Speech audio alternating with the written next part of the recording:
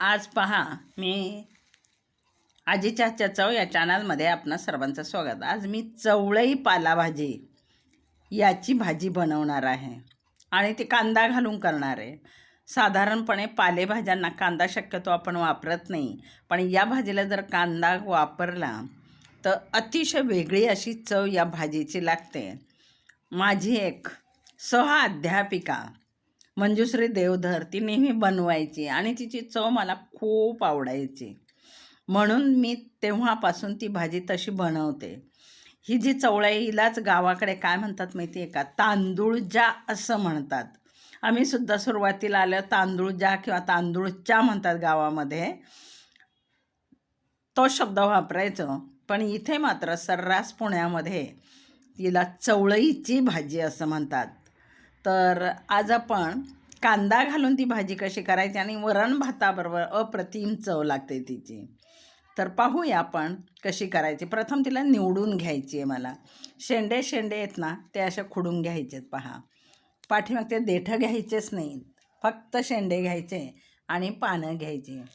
भाजी काडाची खावी असं म्हणतात, पण याचे शेंडे साधारणपणे ही भाजी जी आहे ना, थोडीशी निब्बर ज्याला म्हणतात तशातली आहे, म्हणून मी फक्त शेंडे घेणार आहे। चला तर मग निवडल्यावर मी तुम्हाला भाजी कशी करायची ती सांगते। ही पहा, आपली भाजी आता निवडून झालेली आहे। थोडेसे कोळे दांडे घेतलेले आहेत आणि संपूर्ण भाजी ती निवडून झालेली। निवडलेला हा कचरा त्याच्यातला आहे। पहा, साधारण चवळीच्या भाजीचे देठ जे असतात ना, ते लालसर असतात। ती भाजी खूप छान असते हिरवट देठापेक्षा। तर मी ही लाल देठं असलेलीच भाजी घेतली होती, मुद्दाम देठं दाखवायला ठेवलेली आहेत आणि आरोग्याला सुद्धा खूप चांगले आहे। ज्यांना पोट साफ न होण्याचे प्रश्न असतो त्यांच्यासाठी ही भाजी अतिशय उत्तम आहे। चला तर मग कशी करायची ते मी दाखवते। हे बघ, मी गॅस ऑन केलेला आहे, पॅन तापत ठेवलेलं आहे आणि तेल अगदी थोडं टाकायचं गावाकडच्या पद्धतीने। गावाकडे ना तेल कमी असतं, त्यामुळे भाज्या चवदार लागतात। आपण काय करतो, तेल खूप वापरतो।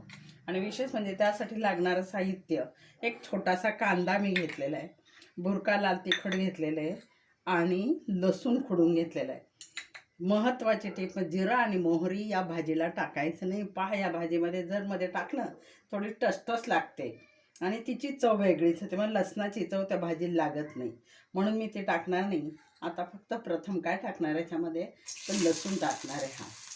आणि त्यानंतर थोडासा लाल झाला, खूपही नाही जाळायचा, थोडासा लाल झाला गुलाबी रंगावर की मग काय टाकायचं आहे त्याच्यामध्ये कांदा टाकायचा। पहा, एक छोटासा कांदा घेतलाय, भाजीची एकच गड्डी होती म्हणून हा एक छोटासा घेतलाय।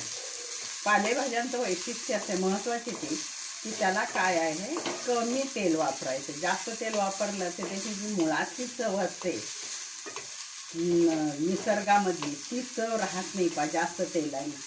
म्हणून काही ठराविक भाज्यांना आपण तेल जास्त घेऊ शकतो, पण पालेभाज्यांच्या बाबत नक्की हा मला वाटतं दंडक सगळ्यांनी पहा पाळणा केलं तर पालेभाज्यांना चव येते। आता या ठिकाणी कांदा आपला लाल झाला, गॅस कमी केला मी आता। पहा, इथे ही भाजी मी धुवून घेतली, इतकं स्वच्छ पाणी होईपर्यंत, म्हणजे 5 वेळा धुतली तेव्हा ती भाजी निघाली। हल्ली आपल्याला माहिती आहे धूळ सगळीकडे असते, पाऊस थांबतो आणि सगळीकडे शहरात तर कामांमुळे खूप सारी धूळ उडत असते, म्हणून आपण काय करायचं। पण आता मी त्याच्यावरती भाजी टाकलेली आहे, निवडून घेतली, थोड्याशा कोवळ्या काड्या होत्या त्या घेतलेल्या आहेत आणि त्यामुळे, कारण नेहमी असं म्हटलंच जातं भाजी काडांचीच खावी तरच चव असते, पाला नाही नुसता काही। आता मी पुन्हा गॅस थोडासा मोठा केला आहे। महत्त्वाची ती, या भाजीला पाणी वापरायचं नाही, बिलकुल टाकायचं नाही। जर पाणी वापरलं तर भाजीचा अगदी गहाळ होतो अक्षरशः। फक्त वाफेवर कांदा, थोडंसं तेल आणि त्याच्यावरती आपल्याला टाकायचं। प्रथम हलवून घेतली, तिला जरा सेफली पाहिजे, खाली पॅनमध्ये बसली पाहिजे, कढईमध्ये आपल्या अशी करायची। पहा, आता ती बसायला लागली कढईमध्ये वाफेने। आणि मग त्याच्यात आपल्याला काय टाकायचं, मीठ टाकायचं। अगदी थोडं टाकलं आहे, जास्त नाही, कारण प्रत्येक पालेभाजीनं क्षारयुक्त असतात आणि त्यामुळे मग भाज्यांना जर मीठ जास्त झालं कोणत्याही पालेभाजीला तर तिची चव लागत नाही. पहा, म्हणजे पालेभाजीच्या बाबतीत मला तर आईने दिलेला सल्ला येतो की मीठ पालेभाज्यांना नेहमी कमी वापरायचं. आता मीठ टाकलं भाजी आणखी खाली बसली आणि तिला पाणी सुटतं. मुळात पाणीदारच असतात कारण पाला असतो त्याला, तो पाण्यानेच असतो. पहा, आणि आत्ता मी हा भुरका तिखट म्हणतो हेच टाकायचं, हिरवं टाकायचं नाही, खुडून तर मुळीच टाकायचं नाही. पहा, भुरका तिखट गावाकडे असं वापरून देतात, बस झाली भाजी तयार. पण तिचा सुवास मैलावर पोहतो कोणती भाजी केली ते. त्याचं कारण असं आहे तेल कमी, आणि कमी तेलात पाणी न वापरता जर ही भाजी केली, चवळीची विशेषतः गावाकडेला तांदूळ जे असं म्हणतात, आणि ही भाजी फार आरोग्याला चांगली आहे. पहा, आता आपल्याला ओरिजिनल स्वरूपात काहीच मिळणार नाही, जे काही मिळतं हायब्रिड असो कसंही असो, पण ते घेताना आपण काळजीपूर्वक जर केलं.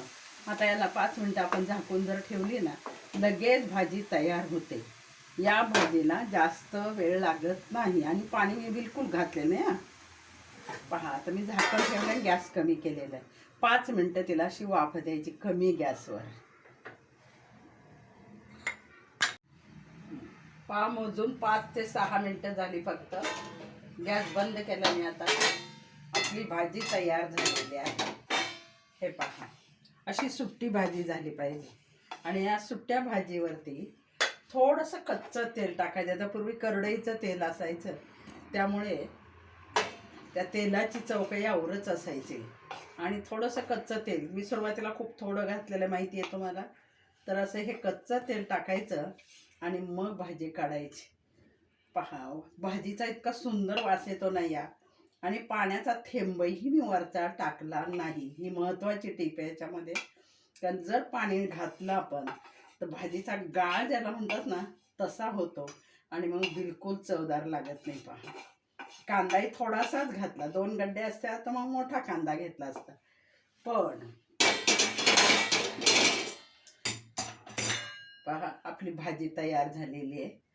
आणि अशा ह्या महत्त्वाच्या 2 ना जिरे ना मोहरीची फोडणी ना पाणी अशी ही बनवलेली भाजी तुम्ही नक्की अशा प्रकारे ही चवळीची भाजी बनवून पहा. आणि माझ्या चॅनलला लाईक करा, शेअर करा आणि मग सबस्क्राईब होऊन मला कमेंटद्वारे मात्र जरूर कळवा की ही भाजी कशी. कारण सहसा शहरमध्ये जिरं मोहरीच फोडणीला टाकतात, पण गावाकडे मात्र नसतं. काही ठराविक भाज्यांचं त्यांचं ज्ञान फार छान असतं स्वयंपाकातलं. तर अशी ही चवळीची भाजी मी बनवलेली आहे, तुम्ही नक्कीच बनवा. आजीच्या चॅनलमध्ये आपणा सर्वांचं स्वागत. धन्यवाद.